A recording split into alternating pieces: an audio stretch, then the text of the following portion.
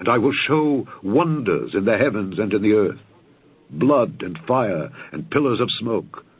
The sun shall be turned into darkness, and the moon into blood before the great and the terrible day of the Lord come. And it shall come to pass that whosoever shall call on the name of the Lord shall be delivered. For in Mount Zion and in Jerusalem shall be deliverance, as the Lord hath said, and in the remnant whom the Lord shall call. The trumpet in Zion, sounding on the mountain. Blow the trumpet in Zion, for the day of the Lord is come. Blow a trumpet in Zion. All right, everybody, this is Brother Frank. Glad to have you back for another exciting episode of the Remnant Call. Listen, if you didn't catch last week, actually the last 3 or 4 episodes, you've got to listen in. We have talked about what's coming to the United States. We've talked about it prophetically from the Word of God, what God has been showing to His people. But we've also been talking about false prophets that are out prophesying things. They're attracting attention. People are buying their books, and they're blatantly outright wrong. And then not only are they wrong, but people continue to follow them because they make up excuses as to why they were actually wrong. Folks, we need to have discernment in this hour. We cannot trust in somebody just because we like what they said. We have to discern what the Word of God says. If that person calls out something and that thing comes not to pass, then there's no light in them. Now, I understand, even in the Word of God from the book of Jeremiah, sometimes people don't understand timing exactly. But when you call out a day, when you call out a time, not I sense that it's coming, but you actually say that it's going to happen at this time, then we have an issue that's going on here. We got to test it against the Word of God and make sure that it proves out as correct, so that we know that in the last days we are following the Lord's voice by His Spirit and not the spirit of man and their emotions nor their desire to gain fame by their book sales. And so please go check it out. The last 4 episodes on the Remnant Call, I'm telling you, they are must-listen-to episodes. Well, tonight I have back Jeff Nyquist and Benjamin Baruch. If you don't remember Jeff, he is an expert on Russian and communist military and foreign policy. He's currently an independent journalist, a writer based in Eureka, California. He has previously worked for WorldNet Daily, Newsmax. He also writes for FinancialSense.com, and he's the author of the book of the origins of the Fourth World War, and he's also co-authored a book with Brother Benjamin Baruch called The New Tactics of Global War, and I'll let them talk about that later on. But I want to bring them in here tonight, and let's get this going. Jeff and Benjamin, are you here with me tonight? Right here. Well, good evening, Frank. Hey, Benjamin, Jeff, thank you for agreeing to come back on together. Last time you all were on the show, it was amazing, insightful, timely. I guess, unfortunately, it's even more timely now of what's going on. Unfortunately, in the threat that's going on to this nation and globally. And so I couldn't think of 2 better people to bring on together to talk about what is actually going on. Jeff, I had just recently, Benjamin had sent me a link about a program about Pearl Harbor, basically Pearl Harbor Part 2. I don't remember, Benjamin, the exact title of what it was, but that's kind of what sparked. And I said, Benjamin, can you please get Jeff to come back on the show? And thank you for agreeing. So, Benjamin, I'm going to let you start in here tonight and kind of take us down where we're going to be heading this evening on this show about what is going on with Russia. We heard that they have prepared for war against the United States. What does this mean right now? What's going on with our economic standpoint between them and China right now, and the threat currently to this nation's security? Well, every day brings a little bit more news, brings a little more truth to light, and brings us one day closer to the inevitable war that is currently in the planning phase. And, it's interesting, just today, Dave Hodges, who posts news on what he calls the Common Sense Show, posted an article, China and Russia alliance poised to launch a 7-pronged attack on America. And he lays out the part of the strategy that will be used against us, and also makes the statement that the Russians and the Chinese are actually preparing this war even now. And Jeff, I'm sure you can confirm the Russian Ministry of Defense actually publicly acknowledged Russia is preparing for a war with the United States, although the public announcement was caveated with the comment they're preparing to defend themselves against what they believe will be an attack from America. But they are in active preparation. They're moving military assets. They're getting ready for the war, and it could come soon. It could be still a year or two off. It is not in the distant future. Jeff, what is the latest? Why don't you update us on the latest from your end? Well, just to illustrate, a couple of weeks ago, Vladimir Putin made a statement. He said that in World War III, in a nuclear war that's coming, he said Russians that die will go to heaven because America will be the aggressor and Americans will not go to heaven. But Russians, because Russia will be the innocent party, the victim, their people will go to heaven. So they shouldn't worry about dying in a nuclear war. And that's an extraordinary statement from the president of Russia. A very extraordinary statement, especially since he doesn't believe in God. When he was confronted on American television by an American broadcaster about whether he believes in God, he said that he believed in the power of man. But here he is playing this game with the Russian people. And this is just illustrative of what you do. The Russians have been bolstering the morale and the readiness of their own people for war, knowing that we are doing no such thing. And it has long been known from Soviet military literature from the 1960s that, in their opinion, the number one thing you have to do before a nuclear war is prepare your people, the population, for the war psychologically. And if you don't do that, you're going to lose. And they have been preparing the Russian people since 2014, since about April of 2014, intensive pre-war propaganda for more than 4 years, more than 4.5 years now. And it's the same thing is going on in China. And it is not happening in the United States. Do you hear anybody telling the American people, is the president saying get ready for World War III? The American people need to be prepared, know where your fallout shelter is. When was the last time we had a drill where we all had to go underground? Well, Russia did it last year. You know, Jeff, I think our last nuclear defense drill was when I was in third grade in 1963. I remember duck and cover, and we all got under our little desks at school. Yeah. And even as a third grader, I thought, this is ridiculous. What's this going to help? Well, the reason we did duck and cover was because we didn't build the fallout shelters needed for the population. But right. Starting in the early 60s, the Russians did build it, and they have fallout and blast shelter protection for all their urban populations throughout Russia.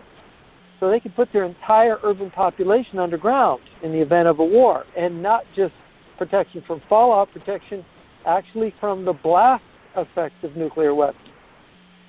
Well, you know, going even further, the Russian military doctrine is so embedded into the Russian society, the Russian economy, that even buildings that are built in the major Russian cities, they are all oriented in such a way that they are designed to survive to the maximum extent possible a major atomic detonation in, you know, ground zero at the city center.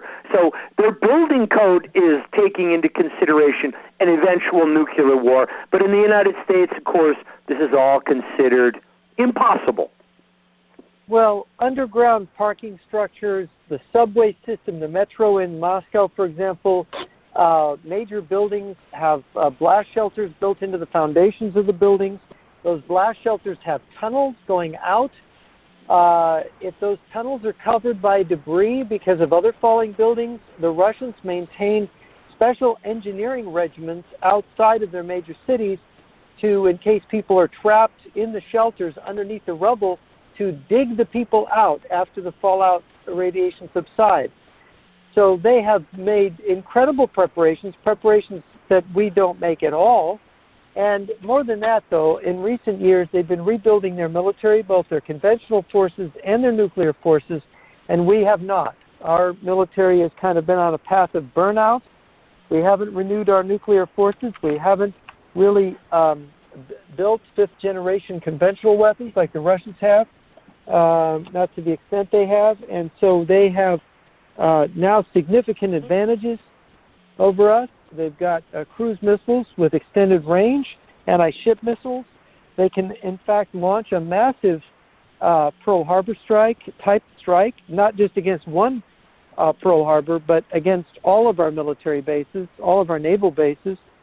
There was a paper out on this at the Center for Security Policy. Here, more than a week ago, it was published there. On people can go there and look at it. It's documented. It's completely valid research. The people in the military at the higher levels who know what's going on, they are alarmed. And in recent years, we've had a parade of admirals and generals who have said publicly that Russia is a serious threat to the United States, and so is China. And the possibility of war is not something that we can rule out at all by any means. So, in a prior life, Jeff, I was a military intelligence analyst. And, this was a few years ago. But, in that role with the U.S. military, I was assigned as an order of battle specialist, and my job was to watch the Russian military, particularly their pre-war preparations, in order to determine when they were getting ready to attack. And our focus at the time was Western Europe and also the Middle East. We were never really focused on an attack on the U.S. mainland, but back in the 1970s, the expectation was if we were going to go to war with Russia, we would be fighting in the Fulda Gap in West Germany, and we would be fighting in the Middle East. But I can assure you, from everything we're seeing now, the pre-war preparations that are occurring in Russia, they're real. They are actually getting ready for the eventuality of an Ezekiel 38 attack on both the Middle East and the United States. And when you start looking at the relative balance of power, it is terrifying. I don't know whether to shout hysterically, or whether to begin weeping, or whether to tremble in fear for what's coming upon this country. All three are probably reasonable responses. But when you consider we have virtually no anti-missile defense system, Russia, as we've mentioned many times before, has a massive anti-ballistic missile system. They've been building the dual-purpose anti-aircraft missiles that are actually also ABMs. And so the Russian cities, the Russian military are protected by tens of thousands of ABMs, and maybe the number's 12,000, 14,000. We don't really know their exact numbers. In the United States, we have virtually nothing other than some old Nike interceptors that, are effectively valueless in today's battlefield. And you just go down the checklist, the brand new Russian military fighter bombers versus the F-35. The F-35 is an engineering disaster. It's not stealth enough to be stealth. It's too stealthy to be an aerial combat aircraft. It's basically obsolete off the production line. And so, you can see in all of the decisions being made in the West, we've been led into the valley of confusion. We continue to build larger and larger aircraft carriers, even though today's hypersonic missiles invalidate that technology. The aircraft carriers are obsolete. They are nothing more than large targets. And, Jeff, you're right. The Russians are practicing for a Pearl Harbor 2.0, and your work with Dr. Vincent Pry, the audio recording you did a few weeks back was excellent in explaining that they literally are planning or preparing to sink the entire U.S. Navy in one afternoon. Yeah, that's correct. And it's unbelievable. Yeah. And if they were to succeed at such a thing, the consequences for us, I mean, imagine if they did this. This is with conventional anti-ship missiles launched from special containers on passing merchant ships from submarines and other sources. If they destroyed our Navy, what are we going to do? Start a nuclear war? Exactly. How are we going to react?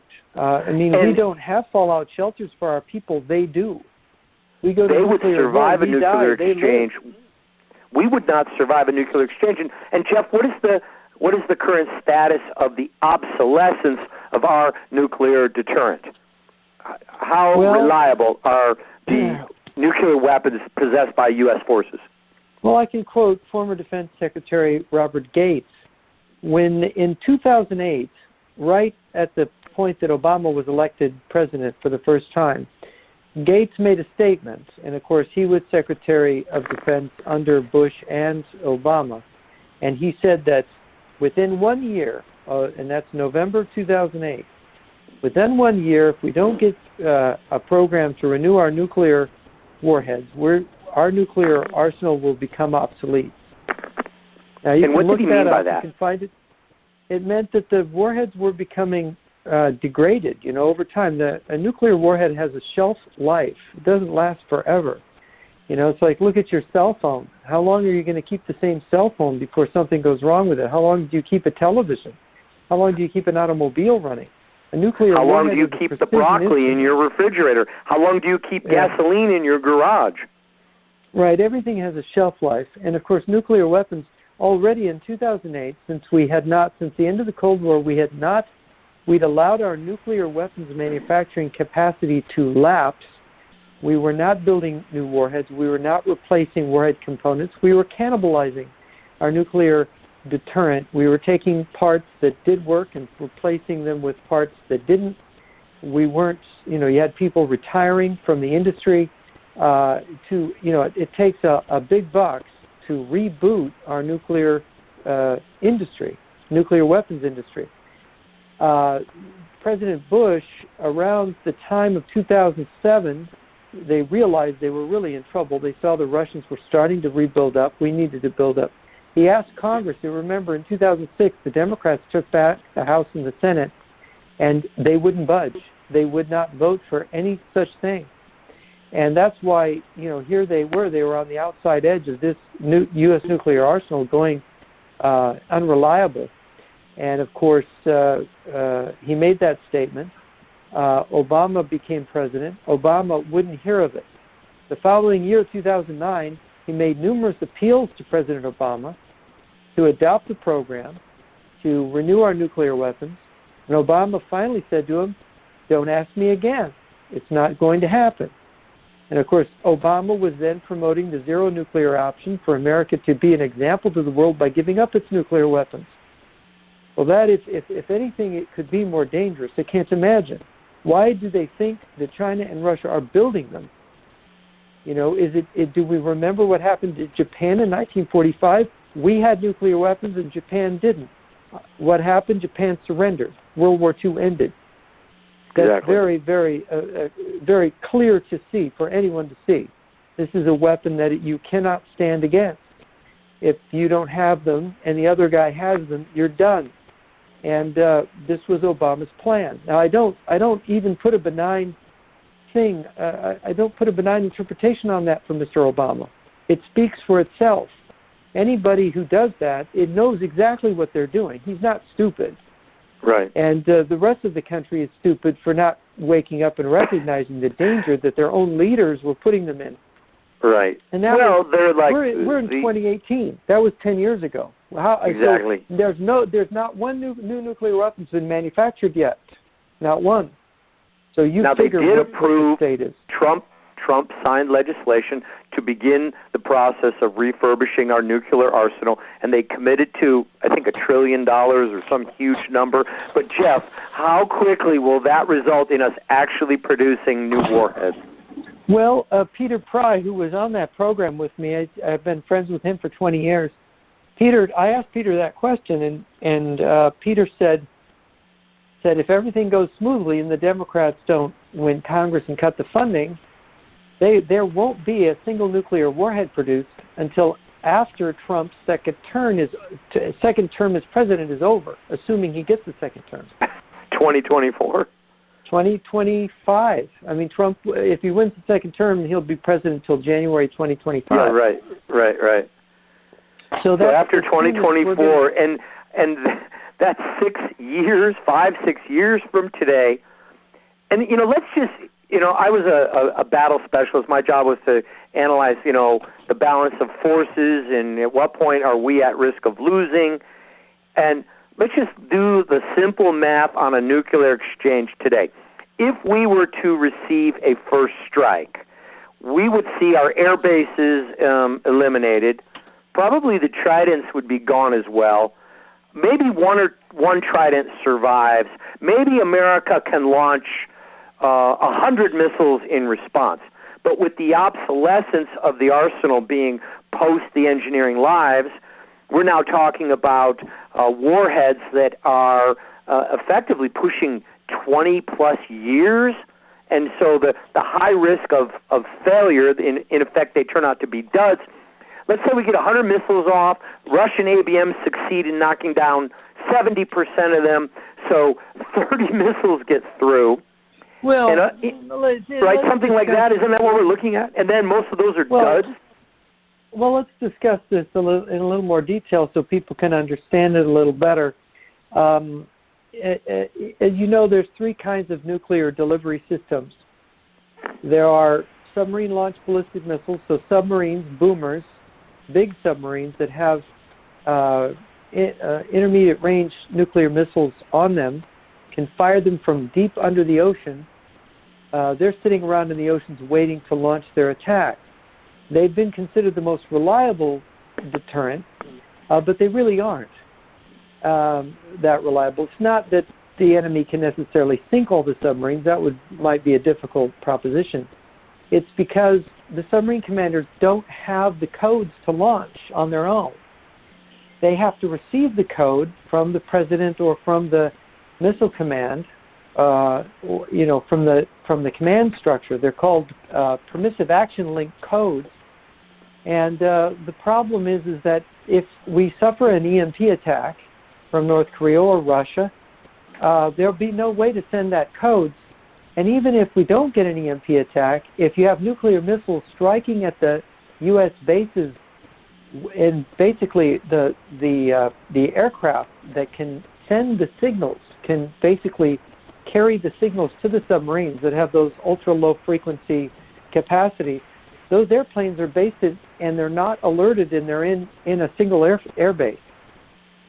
And if that air base is blown up, not one plane is going to be able to send that signal to those submarines, and those submarines will not be able to launch. They'll have nuclear missiles on board. They just won't be able to launch them. So the submarines will eventually be hunted down and destroyed, and that's a major problem. They could neutralize our deterrent by neutralizing the communication system for sending the codes. As far as our missiles, our land-based missiles are very old. They're not, the silos that they're in are not hardened. Russian missile silos of land-based missiles are extremely hardened.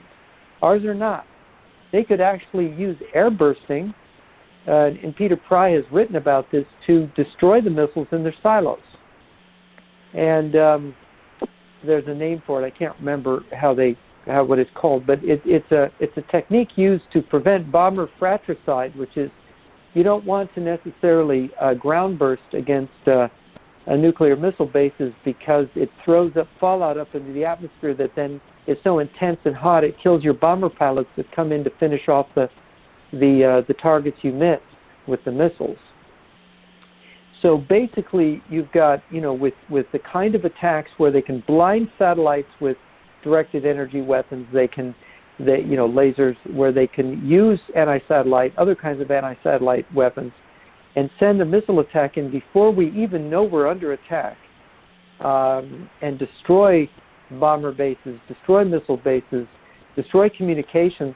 It's possible to launch a first strike in which the United States cannot even get one single nuclear shot off. And if we did get a few, as you mentioned earlier in the program, the Russians have 10 to 12,000 dual-purpose surface-to-air missile ABMs defending their country. And they have the brand-new S-500 ABM system, which we don't know how many are deployed, but it's a new system. It is a state-of-the-art anti-ballistic missile. They're manufacturing over 500 of them for deployment. And each one of these missiles is capable of intercepting 10 nuclear warheads. It's an astonishing defensive technology. And you're painting a picture, Jeff, where our entire military deterrent could be eliminated, and we may not even get off a shot. Right, and that's the idea. That's what the Russians are working towards. And, of course, when they have absolute certainty that we are so weak that we cannot respond and that they have, more than one way of completely assuring themselves that we cannot, I do not know what would stop them, because their whole political system is about control, and it's about it's basically still the totalitarian system, thinly disguised now under the pretense of being capitalistic and nationalist and democracy. It's not. It's the same old Soviet elite. It's the same old Marxist-Leninists behind the scenes. They are supporting Marxist regimes all over the planet. They're supporting Cuba. They're supporting Nicaragua. They're supporting Venezuela. They're supporting the African Marxist states like South Africa, the Congo, Angola. They are allied with China, another Marxist-Leninist state. China is, all this talk about China is really a capitalist country. No, it's not. Its government is ruled by a one-party communist system. Exactly. And that is the People's Republic of China and the People's Liberation Army and so on. And we have been lulled into a sense of false security, and we've been lulled to sleep. And it's look, if we don't wake up, we're going to die. I mean, that's just all there is. And I've been trying to warn people for many years. I've told people this day would be coming. I told people years ago, the Russians have a plan. They put away communism so they could disarm us, and then they could catch us off guard at a future moment and rebuild their military and come back at us. And I was scoffed at for the 2 decades that I did this. I've written books. I've been all over the internet. I've been on TV and radio. And now the Russians are saying it themselves. They're saying it. The Russians and Chinese are telling us, and they still won't listen. And people don't take even my word for it. They don't believe the threat is real, even when our enemies tell it to us in our faces. Right. Well, and it's interesting, in the Russian strategic literature, it is implied. And I always wondered about it years ago when I read that literature. In Sokolovsky's Soviet military strategy, they talk about, well, they have to prepare the Russian people, and of course this has to be done in the open, right? The enemy can see that you're doing it. But they concede in there that they will have ways of making the enemy, even though it's right in plain sight, making the enemy not understand, even then when it's plainly stated in Russia that that's what they're doing. And they've succeeded because their active measures are very good. They've got us all, wound up in these ideas that are all wrong. Obama repeated some of them. Russia's a regional power. Russia can't really hurt anybody. Russia's poor. Russia's got an economy the size of, Belgium's economy. Things of that order. Look, it doesn't matter how small Russia's economy is if their military sector is larger than ours. You see, because the way we measure things economically is not the way you measure things militarily. There are different things. They're apples and oranges. And Russia has more nuclear weapons than the United States, more modern nuclear weapons.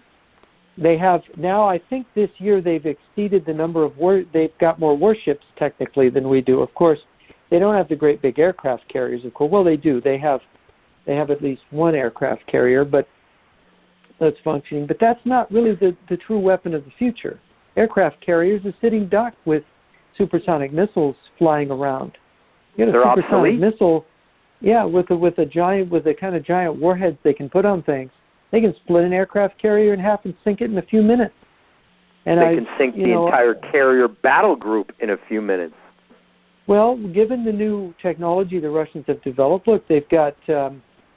There are those, that believe the Russians have plasma stealth, which is a new technology. They've been developing different kinds of new stealth technology.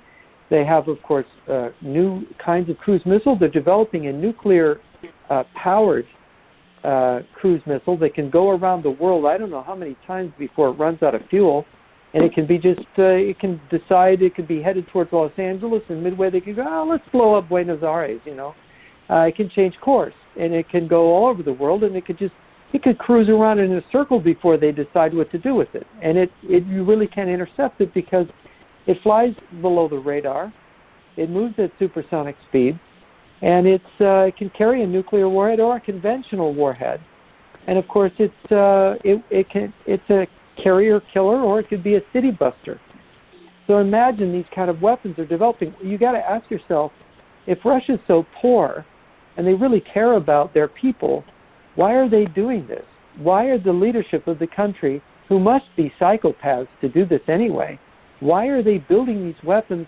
The United States hasn't been building weapons to fight Russia. We've been fighting, Al-Qaeda and ISIS. We've been fighting this kind of war. We've been fighting terrorists out in the Middle East.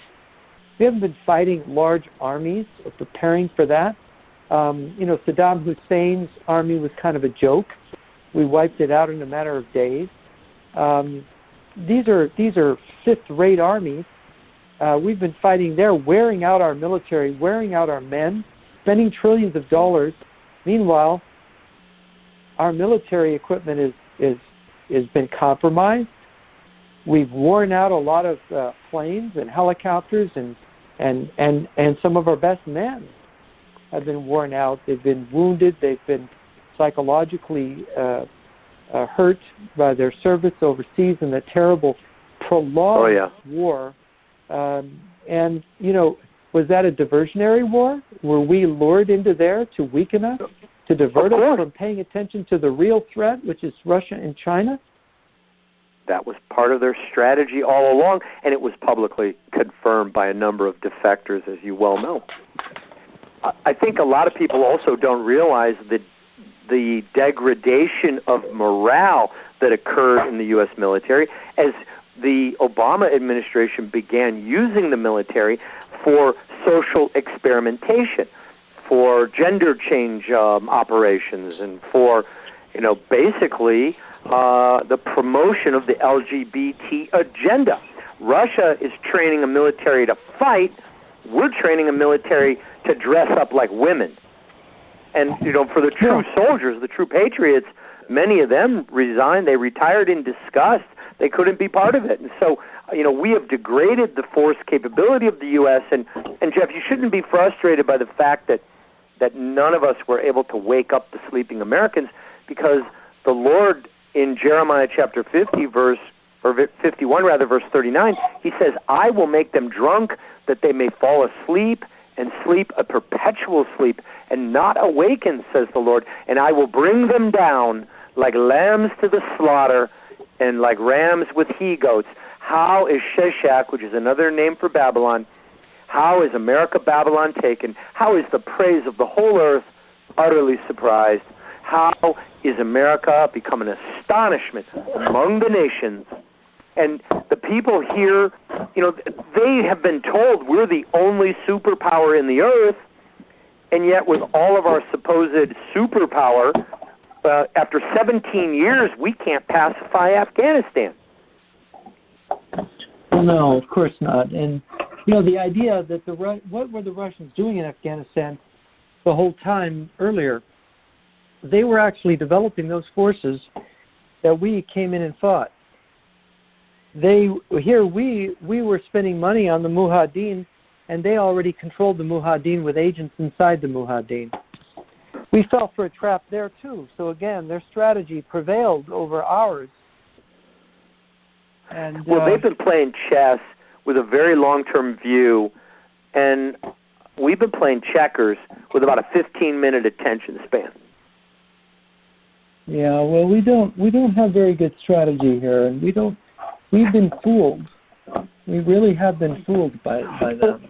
Well, Jeff, what do you think of this outrageous, Russian investigation and the allegations by the left that Trump is somehow, a sympathizer or cooperating with the Russians, and meanwhile Hillary Clinton was the real sellout, in my opinion. What do you think? Well, anything's possible when you're talking about the Russians and getting control of people, blackmailing people, but you got to judge, it's like the Bible says, judge them by their fruits. You got to look at Trump, I think, and you have to look at what he's trying to do. Donald Trump wants to increase the nuclear forces, wants to increase the Navy, the Army, the Air Force, and he's been serious about it. And he's been mocked by it. And the people attacking him and calling him a Russian stooge, like Hillary Clinton said when she was running for president in 2016 that she would kill the reliable nuclear warhead program. Now, that's a very funny thing. The man who affirms it, and we've seen that he wasn't just making a false promise, is a person being called a Russian agent, and the woman who accuses him of being a Russian puppet, that's what she called him during the debates, presidential debates, she would kill it. So you see, this is a diabolical inversion of reality. That is what the communists engage in all the time. It's like they said that McCarthy was, Senator Joseph McCarthy was falsely accusing people of being communists, that he was destroying people who were innocent. Oh, that wasn't true at all. In fact, McCarthy wanted to keep the names of the people that he investigated private from the public. It was the Democrats that published the list of the names he was investigating because he wanted the names to be protected in case the people he was looking into were innocent. But the Democrats wanted to publish them so they could then accuse McCarthy of being unfair. There's just one example of the kind of slanders. And Joseph McCarthy, who was accused of blacklisting people, was the person who was blacklisted. So it's perfectly to form that the agents of Russia and China would accuse their enemies of this country of being their agents. And of course, they're in a perfect position to try to make Trump look like he's some kind of agent of theirs, So I have to be very skeptical when I'm hearing people like Hillary Clinton and Barack Obama calling President Trump a puppet of Russia. I just it doesn't pass my smell test. Those people, no, not at all. They're the biggest shills for Moscow and Beijing that we've ever had in this country. You know about Chinagate in the 90s. You've got a testimony, Judicial Watch collected testimony from Chinese businessmen about passing money to the Clintons so they could take classified, the W-88 warhead was passed to the Chinese. Other technology was passed to the Chinese. The Clintons gave the Chinese what they needed to modernize their nuclear arsenal. And how come they got away with it? See, there is the case that when treason is successful, none dare call it treason. And this is the case. The traitors themselves are past the gatekeepers. And now the traitors are inside the walls, and they're calling the patriots traitors because they've gotten away with everything so far. So, hey, let's wipe out our opposition by calling them the traitors. After all, they're all too stupid to see that we're the traitors. Well, it's the oldest trick in the book to accuse someone else, to project the very evil that you're doing. You project it on the people that are trying to stop you. And as you mentioned, the general public, they're oblivious. They have no clue. They watch the mainstream media and they believe what they see on CNN. Well, it's a classic thing. The communists always call everybody else fascist.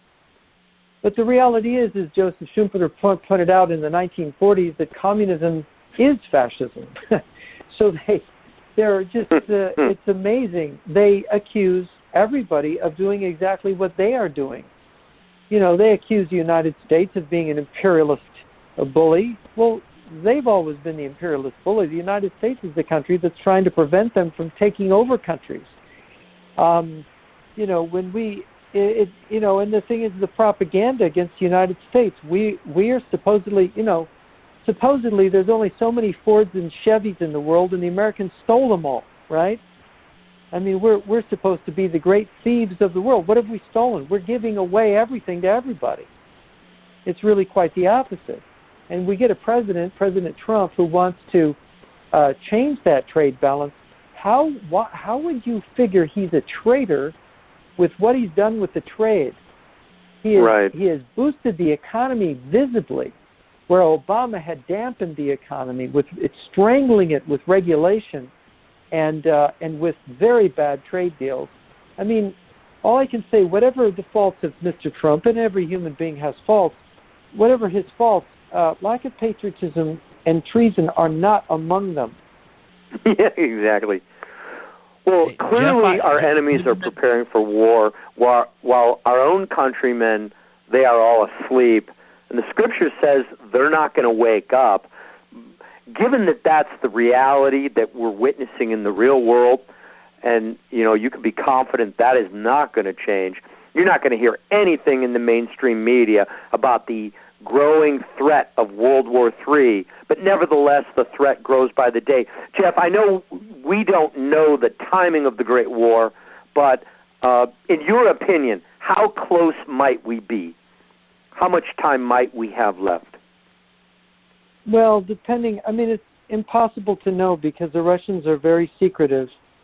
How far along they are in their preparations, how far they are with the S-500 ABM system, how far ahead they are on some of their getting their missiles into shape. And there's also a political dimension. They want there to be some kind of civil disturbance or civil war even in the United States before they begin hostilities. And you see this with this attack on Tucker Carlson's house the other night. You see threats of violence from Antifa is a communist organization, basically. It traces back to Germany, Weimar Germany in the 1930s. It's basically to see this kind of thing going on here. This is the kind of thing that was going on in Spain before the Spanish Civil War. This kind of violence was in the offing in Chile before Allende was overthrown by the Chilean generals. Whenever you have the left turning to violence and arming people, attempting to arm people, look, you've got leftist groups all over the country training at gun ranges. Training for a civil war. Why are the police departments doing nothing, Jeff? Why did the mayor of Portland tell the police to stand down and let them riot? Any idea on that one? Well, yeah, because people are the politicians are cowards, and look, we've got a lot of leftists going into politics. Look, do you want to interrupt your life to run for mayor of your town or sit on the city council and rub elbows with people who are complete nitwits? I mean, these people that fled into local government now, every single communist fanatic and half-baked idiot wants power, wants to be on the school board, wants to be on the board of supervisors, wants to be in the city council, and they're there. All these leftists, they've just flooded in all over the country. Because why? Because their religion is politics. They don't go to church. They have all their money and all their time and attention to be focused on the salvation through the revolution. And of course, they're in all around us. So you go into a lot of churches now. You go into church government. They're there. They want to merge Christianity with Marxism, and they're doing it. What do you do? You're a sane American. You know what the teachings are of your church, and you try to reason with these people, and then you're called a racist and a fascist. And now, of course, they're going to threaten to break down your door. We know where you live. I mean, who wants to get involved in politics now? See, they're basically, and the other thing is, they're so stupid and boring and so irritating. Who wants to spend their life arguing with these people? Because, it's like the old saying, never argue with never mud wrestle with a pig, because you may lose and the pig will enjoy it even if you don't. Circling back to my question, could the war surprise us and occur before the end of the year? I think not. I think before this year. Yes, in the next 6 weeks. Well, I mean, probably not.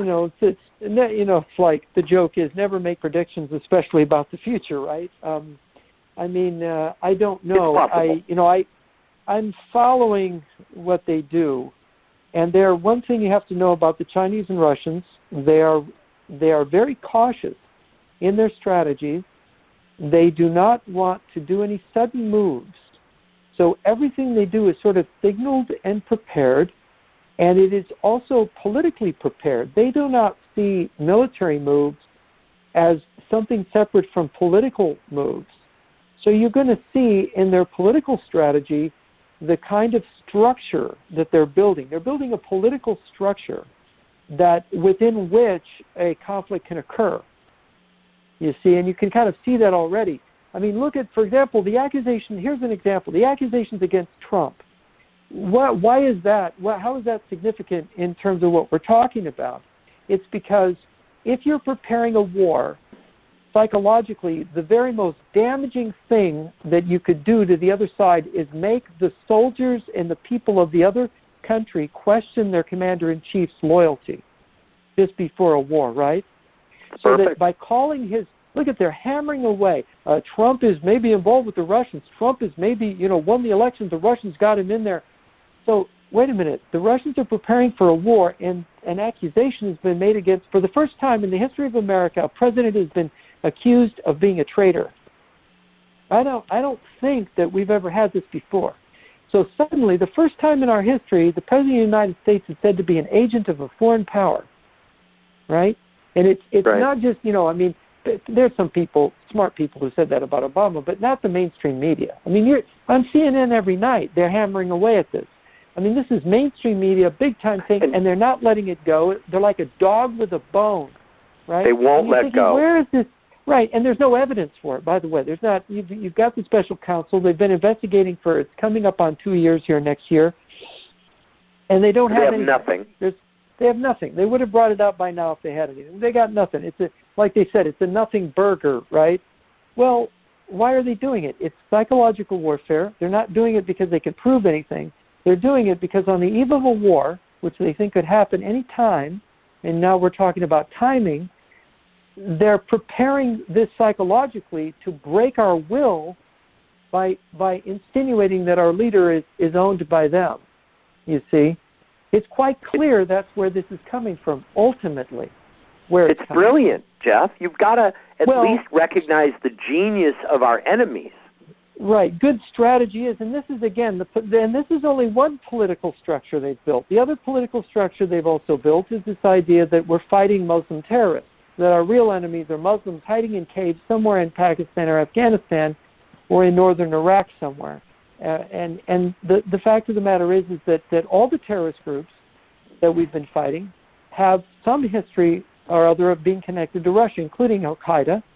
We've got the famous case of course, the defector Alexander Litvinenko, who was spectacularly poisoned by Putin with polonium-210, which is a radioactive element. He died of radiation poisoning horribly in front of the whole world. There were those pictures of him with all of the hair falling out of him. And, of course, what had he done that they poisoned him? Well, one of the things he did is he said that the man who now is the head of Al-Qaeda, Ayman al-Zawahiri, was trained in Russia by the Russian Special Services, and that he had been a long-time KGB agent. So the head of Al-Qaeda, Ayman al-Zawahiri, right now, today, long-time agent of Moscow. Well, isn't it true that the KGB created Islamic extremism and, they pumped the propaganda into these Arab countries in order to stoke the fires? And then their sleepers were there to compromise these groups. Well, I would qualify that because Islam has been around a lot longer than the communism in terms of as a world power. So yeah, but I'm talking about these terrorist organizations that arose following the recreation of the State of Israel. The KGB was right there to either encourage them or exploit them or gain access and an ability to direct them. Right. And sure, the Islamists were ready to rally around the cause. Israel's the great Satan, and so is America. But the Russians were there to facilitate and to cooperate and to strengthen and to use this as a weapon against the West. What I would say is that Islam is a fanatical religion that wants to spread itself. But what they are is they're sunk in a 13th century mindset in a culture that's very backward. And so the Russians, who have the most sophisticated strategic culture in the world, the Russians and the Chinese both share that. And that strategic culture traces back to ancient China, by the way, to Han Feichu and to Sun Tzu, the two great Machiavellian thinkers of ancient Chinese strategy. And their ideas permeate Russian and Chinese statecraft. And people got to remember that when both China and Russia were ruled by the same rulers back 700 years ago, 800 years ago, they were ruled by the same people, the Mongols. And all those Mongol princes were educated. After they conquered China, they were educated in China. And they were spoon-fed Sun Tzu and Han Feichu. And that is what we see in the modern communist strategy. We see the ancient, highly sophisticated strategic culture of China coming through the vicious, angry spirit of communism, revolutionary communism. This combination has proved kind of fatal for many countries around the globe, and it may prove fatal for us because they have such a sophisticated grasp of strategy, and the Muslim world did not have any way to cope with this. The fact is the Muslims were easily infiltrated. They were politically and in terms of clandestine warfare outmaneuvered by the Russians and by the Chinese, so that the Russians had control of a lot of these and were able to make alliances with a lot of these terrorist groups and organizations, both Islamist and Arab National Socialists. Remember, the Syrian government that Russia is supporting is basically the equivalent of Arab Nazis. They are, the Baathists are Arab National Socialists. Same thing with Saddam Hussein, who is also a satellite of Moscow. The Iranian regime, which is ostensibly Muslim, the leaders were all educated in Moscow. Most of the top Iranian clerics were educated in Moscow, including the Ayatollah Khamenei, who is now the Ayatollah there.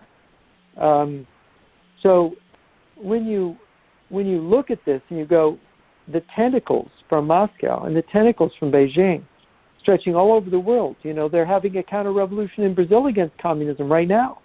The Brazilian people are trying to free themselves with this election. And you see what's happened in Venezuela. You see the ongoing war in Colombia between the communism and the Colombian government and the Colombian people. You've got Nicaragua, where the Daniel Ortega and the Sandinistas have thrown away the Constitution, and they're bringing in Russian military advisors, and the Russians are building military bases for them. You see, this is not, the Cold War didn't end, and we've been greatly deceived. There has been a tremendous deception, and people are not admitting it. They just if the Cold War didn't it's really end, disgraceful.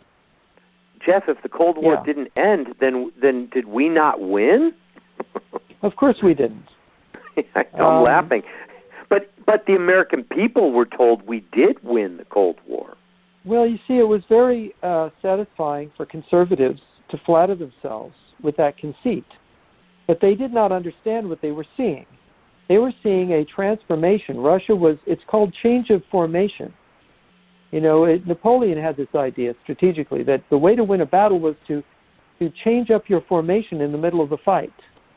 And the same idea is transferred to a political fight. The Cold War was really a low-intensity, warfare political fight. And with this concept, the Russians said, what would the West do if we deprived them of an enemy? And this was literally stated at the time. Georgy Arbatov, the head of the Institute for USA and Canada Studies in the Soviet Union, came to the United States. He gave speeches all over the United States on the eve of the fall of the Berlin Wall, and he said, "We are going to take away your enemy, and you're not going to know what to do." Well, then we'll go shopping. Remove the image of your enemy. Georgy Arbatov, you can look it up. It was in the New York Times. It was everywhere. He was all over the country. He came, in fact, and spoke to the faculty of the University of California at Irvine, where I was a graduate student. He came and spoke, and he just completely bowled them over. I mean, there was nothing I could say to those professors, who were, most of them were quite far left of center anyway.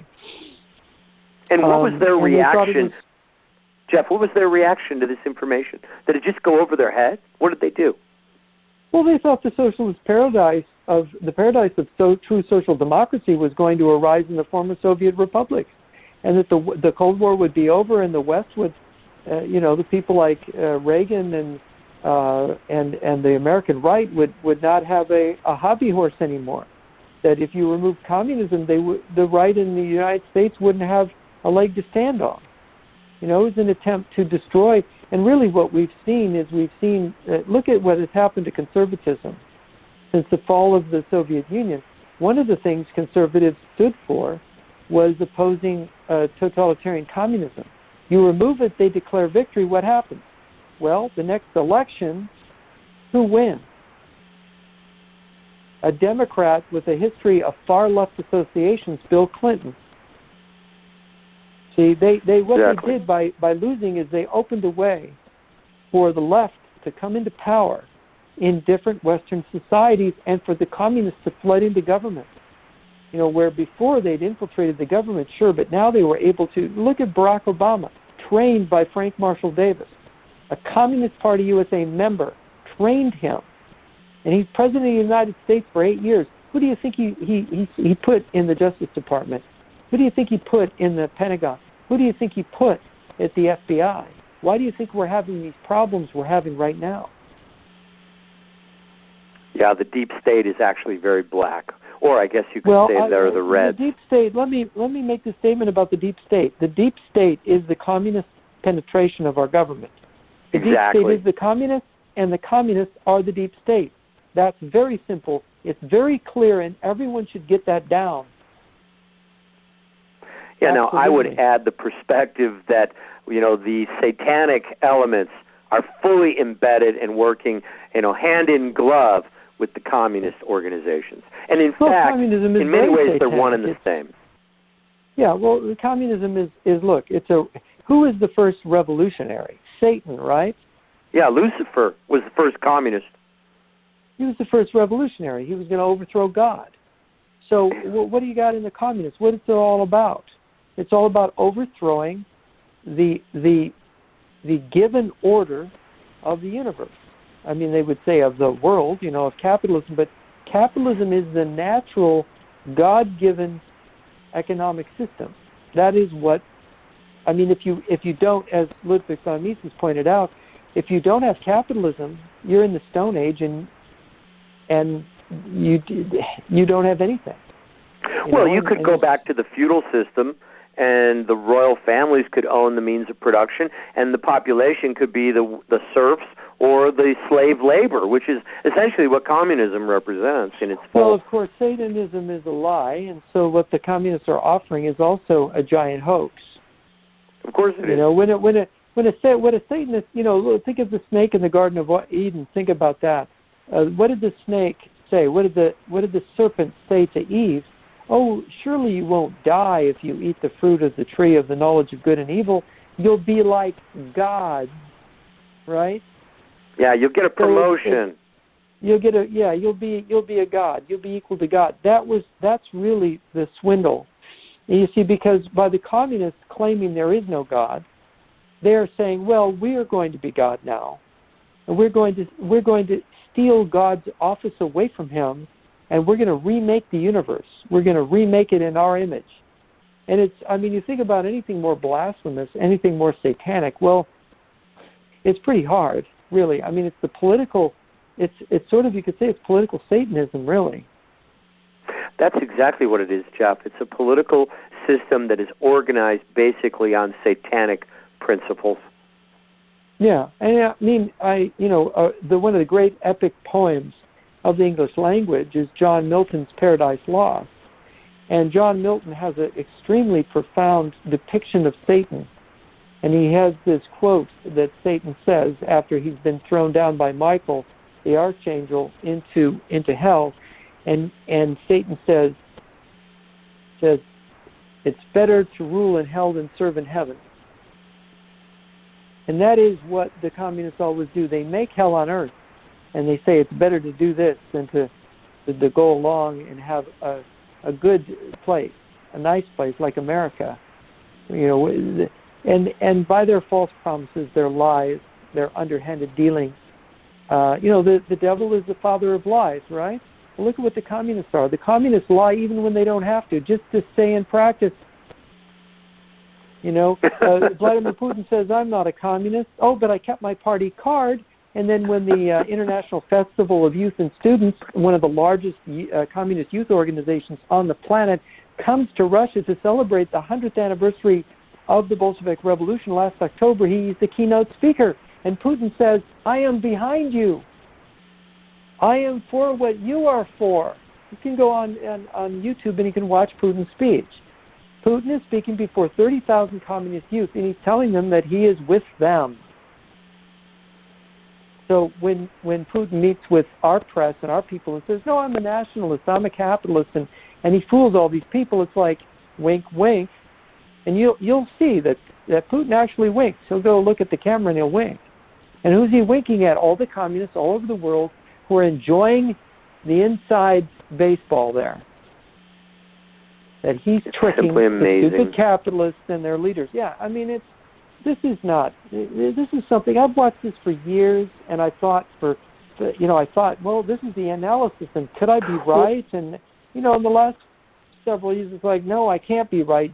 I can't be wrong. I mean, it's just, there's too much evidence now. Yeah, the evidence is overwhelming, Jeff. Let me ask you one more question.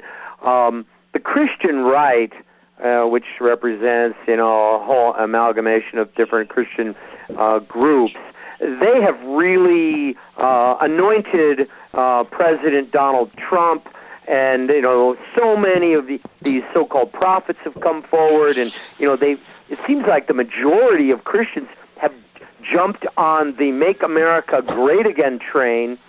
And, in light of the threats and how far we are disadvantaged militarily, how exposed we are economically, what is your reaction to this, far-right Christian cult that has sort of surrounded President Trump and is convinced that, we're going to achieve this magical thinking and America's going to become this great economic military superpower again? Is that reasonable? Can that be done by one man? Well, they're trying to say he's a Cyrus the Great. That's right. That's the kind of thing, and I don't know what to say about that. I mean, I'm skeptical by nature. As you can probably tell, I'm for somebody to call into question what everybody else is thinking. I feel like the little boy that said the emperor's naked. So, I mean, the emperor's been naked for so long, and people have gone along with it for so long. It's hard for me to believe that we have gotten this far and we're still alive. Maybe God does give us one more chance. I don't know. I mean, it's Trump is. If Hillary Clinton had been elected in 2016, our military's readiness. I mean, we were down pretty low, and here we're working to bring it back up to 85% within the next coming several months. That's an amazing thing. We wouldn't be anywhere near that, and the Russians, we'd be at their mercy right now. It might very well we'd all be dead already, but so it's like, well, I don't know what God's plan is. God has mercy, and it seems to be a mercy, Well, I can tell you from the Scripture, God's plan normally requires a country to repent before the Lord will relent. But, when I look at the balance of power, clearly the enemies of America have a window of strategic advantage. And, given that they've been planning this war against us for the greater part of 70 years or longer, it would be my estimation that they will initiate the conflict before we could ever close the window of vulnerability. But that's just my opinion. I would agree with you. Trying to predict the timing is particularly fraught with the risk of being wrong because there is no way to know with certainty. But, this war is coming, and in my opinion, it is not very far off. It's not years and years away. I remember when we first met, and this was after my book, The Day of the Lord, came out, and I was asking you, Jeff, how quickly could this happen? And you're like, oh, it's going to be way in the future. And turns out you were right, but it's not in the distant future any longer. And you and I published together a book entitled The New Tactics of Global War, where we delved into the details of the various issues we've touched on tonight. And I would mention that to our audience. The New Tactics of Global War is a good book to share with your friends or family that are at present asleep and can't even imagine that the United States could suffer a military defeat, let alone, in fact, be destroyed. But the reality in today's world is that we are vulnerable. In many ways, we are defenseless, and our enemies are publicly announcing they are now in the preparation mode. What that means is they are getting their military in position to actually wage war against America. And my humble opinion, and this is just my opinion, I would think this war is highly likely to occur within the next 2 years. But there are things that should happen first. A financial crisis, further degradation of the unity of our country, ultimately to the point of even civil war type conflict in some parts of the country before we find ourselves in World War III. Yeah, I think that social chaos, civil war, civil conflict, really the government coming apart at the seams, those are the kind of things that are going to show that we're close. Because that's when they want, that's the kind of political framework that they are building. And you can see they're consciously building toward that. So as long as we maintain our political system stability and we keep civil with each other, it's going to have a positive effect. But with the rising conflict, which is at this point emotional and verbal, it's not a far reach to think we could actually see the beginnings of civil war in our streets by next summer. We're not that far from it now. I just want to ask people what would have happened if Tucker Carlson or his wife, God forbid, had been killed or seriously hurt by that mob in front of their house. What if that had happened? What would the reaction of conservatives be in this country? What would have been the consequences for people being able to trust and be together and work problems out politically? We are not very, people don't realize once you start killing your fellow Americans because they disagree with you, this is, people forget when the Civil War broke out in 1861, there was this period where the South had broken away and there was no violence. But then all of a sudden you had some people being killed here and there, being butchered by fanatics. And I don't want to go into exactly some of the details because I'm not remembering my Civil War history perfectly. But if you go back and you study it more carefully, you will see that there were acts of violence back just before the Civil War broke out that placed the whole country in this frame of mind where mass killing could go ahead. It was normalized. And this is a place you don't want to go. And this is the thing that really troubles me right now in watching what's going on. This thing at Tucker Carlson's house, this is very disturbing. Because he is a major media figure. We're one incident away from this whole thing exploding. What if they were able to break down the door and this mob, some of them got into the house? What if his wife had then tried to defend herself and had shot several of them? Well, see, you have once you go to this where people are so emotionally overwrought and so irrational that they will go in a large mob to somebody's house who, by the way, I mean, how could you say that Tucker Carlson is a racist or a fascist? I mean, it's absurd.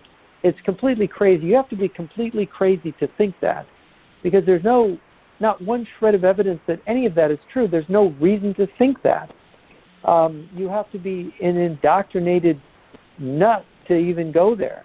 Well, you got that many people that are made in, fanatics who are taught these ideas, young people, and they're at that point. Once they cross that line, you realize once you kill somebody, you can't take that back. And once you cross that line, blood is for blood, and that is a very bad place to be for human beings, because the cycle of violence, once begun, is very hard to control, to put away. Well, sure. Look at in World War II, I believe a Jewish extremist shot a German diplomat in France, and that was the excuse for Kristallnacht and for unleashing the persecution of the Nazis against the entire Jewish population. One incident. The Nazis had made anti-Semitism had become so hysterical in Germany that it only took one act of violence by a Jewish person to trigger the anti-Semites in Germany to massive violence against Jewish people. So, this is the tragedy of the situation, and it's the miracle of America, the blessing that God has put on America, with the exception of the American Civil War, and of course, which goes down to slavery. The real thing is the blessing has been that we have had peace, and we have lived together in this country without political violence against each other on a massive scale. Jeff, comment for a minute on the Arab refugee wave into Western Europe, and then also to some degree here in the United States. How does that fit into communist strategy against the West? Oh, that's a very interesting subject. I wrote a paper together with a Romanian scholar, Anca Maria Cernea. We wrote a paper on the subject for the Center for Security Policy, which you can find there. What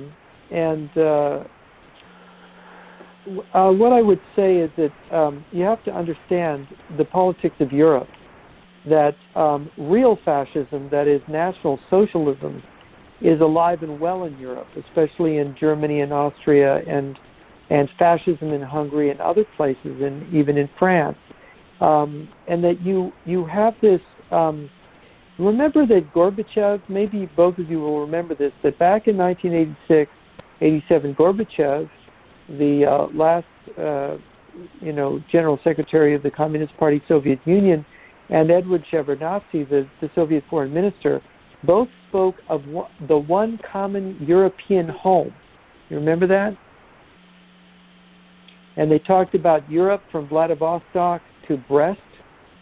Mm-hmm. And even Boris Yeltsin talked about it. And people were thinking, what are they talking about? Well, what they're talking about is, it's called Eurasianism. And Alexander Dugin talks about it a lot. He's an advisor to Putin.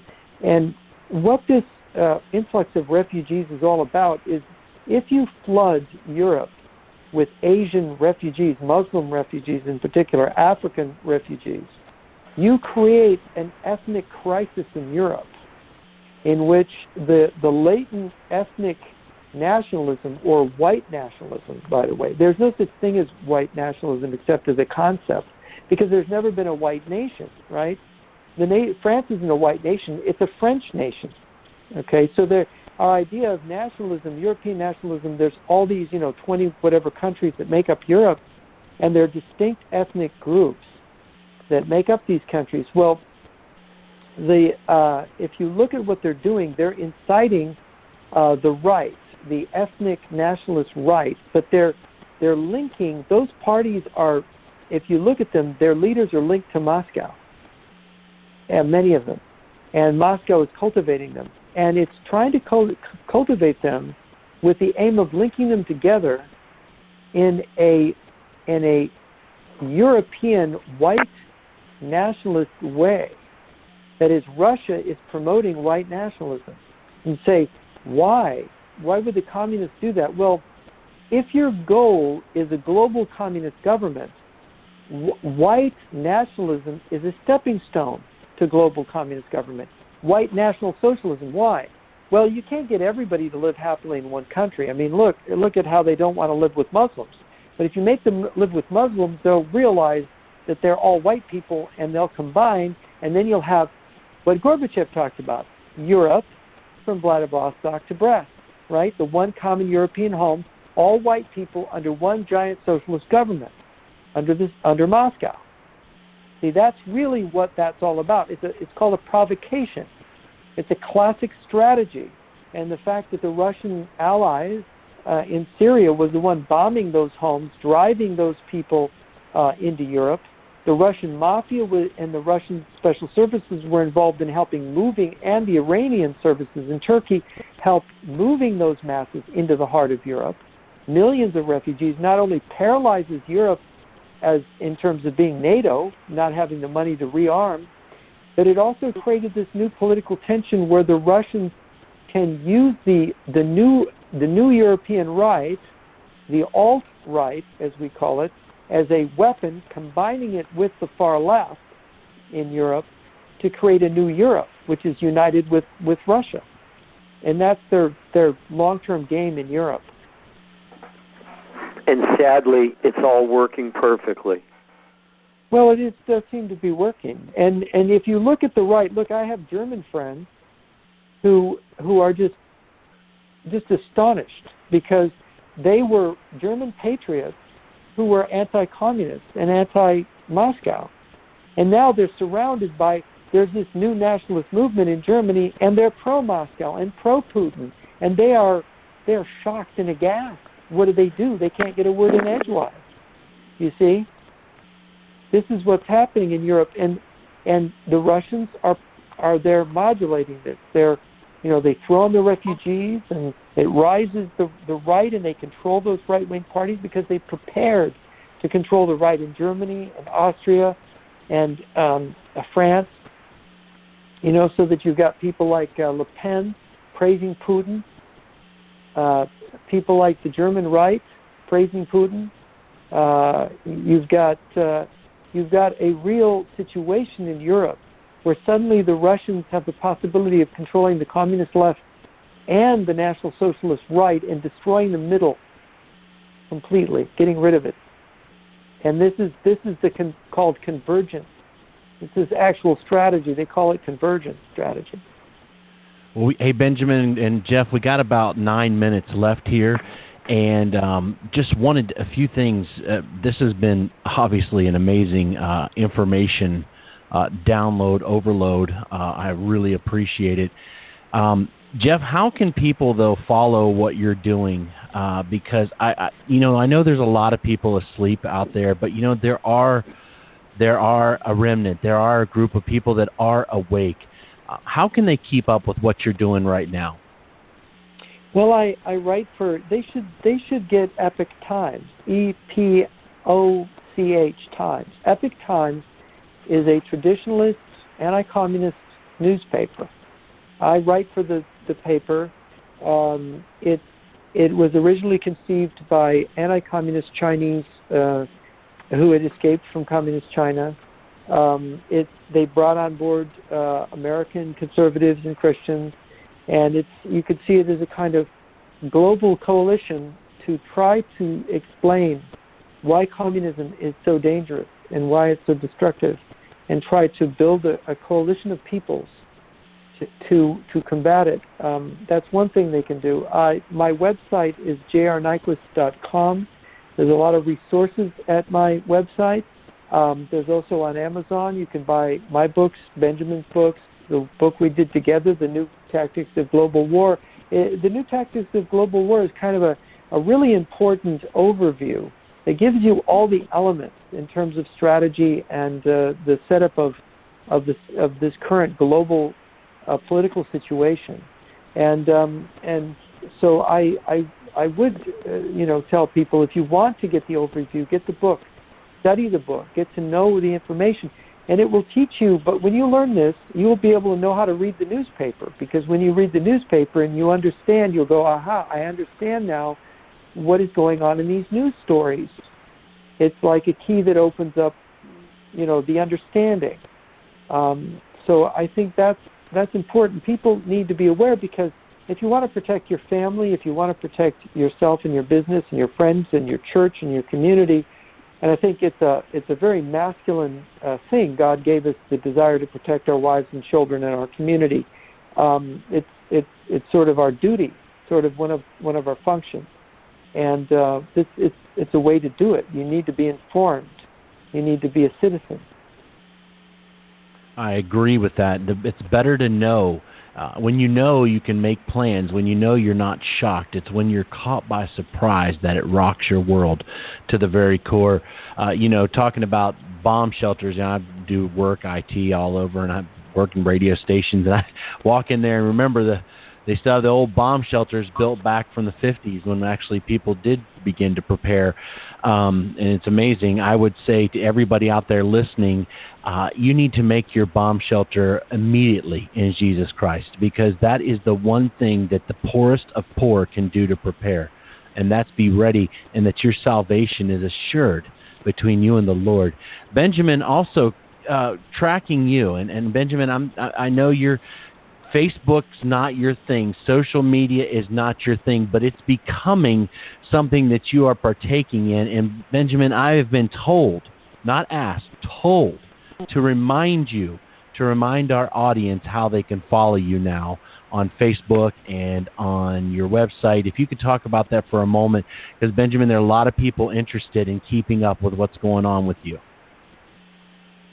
Well, yeah, I want to thank Bruce and Rhonda Johnson, who volunteered to create a social media presence for my message, and it's under The Day of the Lord is at Hand, and apparently I'm on Facebook, Twitter, Instagram, and I really thank the Johnsons for their faithful help. But Amen. To the listeners, this is not something that we just want to study. I think for a lot of the people who tune into these broadcasts, they almost view the messages, and this is sort of alternative news because this is the truth. We are not giving you a propaganda version of reality. We're actually spelling out what's really happening out there. You've got to discern whether that is in fact correct. But when you finally realize, the truth is out there, this is not an X-Files program. This is not for your entertainment. This information is critical for your survival. The scripture says, my people perish for lack of knowledge. And so in order to provide knowledge to the people of God in this last and final hour, and this great war is coming sooner than later, we are here, Jeff and I, we donate our time. We are here at our expense. We would love to wake up as many people as possible, but only a fraction, only a remnant is even listening. But we would encourage you, take this seriously. And by all means, if you haven't read the book, The New Tactics of Global War, it is absolutely worth your time, and we would encourage you to get your hands on it because, these things are going to come fast, and you're going to need to recognize when we're in the final chapter of the overture period, which is the final pre-war period, so that, you can take final protective measures for the safety of your life and for your family, for your loved ones, because, this is not an entertainment program, folks. These things that we're warning you about, they're real, and they're really coming, and it's going to be way more intense than you can even imagine. But we're going to live through it or die in it, and the choice is yours, which path you want to choose. But I would say choose life, and as Frank said, choose repentance, and then also choose knowledge, because with the knowledge of what is coming, you'll be prepared to know what to do. You won't be perplexed. Amen. Thank you all for that. And Jeff, we'll put up the link to Epic Times and your website. And Benjamin, we're going to put up your social media links and get this out there. Folks, Benjamin and Jeff are correct. These are serious times, and you have a choice to make. You can either take this knowledge and information and then do something with it, or you can continue on and put your head in the sand and ignore what you've been told here. The job ultimately in the end is for you to check out and see, is this stuff true? It's not tough anymore. Anybody with limited computer knowledge can research now and have no excuse left. So I would encourage you to check these things out. Benjamin and Jeff, thank you both for coming on the Remnant Call tonight. We appreciate it. May God bless each one of you and what you do, and we will get these links, like I said, up there, and we'll look forward to hearing from you both again soon. And I just like to say to everyone out there, this is Brother Frank and Jeff Nyquist and Benjamin Baruch on the Remnant Call saying good night and shalom.